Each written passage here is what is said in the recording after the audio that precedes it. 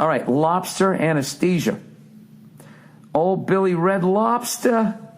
I've never eaten at a Red Lobster. I just never had the courage to fucking eat like fast food seafood. It always seems like if anything's going to give you food poisoning, it's going to be the bottom feeders of the ocean, right? They're already eating the fecal matter there, right? So the only time I've ever been to a Red Lobster, I actually performed there. Remember a long time ago, I did a stand-up show in a Red Lobster with this fucking hilarious comedian, Julie Barr, and a couple other people. And it was just one of those shows early in my career where you're going in there and everybody on the show, before we go up, we all know we're going to take a fat one. It's going to be difficult. And you're just laughing. You just stand there going, this is fucking impossible. There's families here.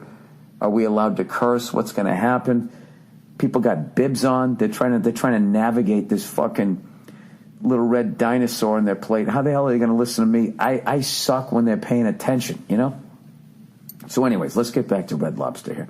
There actually is a method that is supposed, and he said, I'm no lobster neurobiologist, to numb lobsters before you boil them. You stick the lobster in the freezer for a few minutes before slicing it through the brain. The freezer is supposed to be the most humane way, because at least when people start to freeze to death, they eventually feel a warmth go over them and they start to become unconscious. Supposedly, this helps the flavor because the anesthesia decreases the stress hormones release compared to the dude being boiled while conscious or having its brain chopped in half like the obituary song. Hope this helps and have a blessed day. Fucko. If you stick a lobster in a freezer for a few minutes, it's just going to freeze. It's just going to be really cold and be miserable. And then you're going to stick it in the fucking hot water. You know something? I'm never eating lobster again. Okay? They do enough bad shit to chicken and cows and stuff.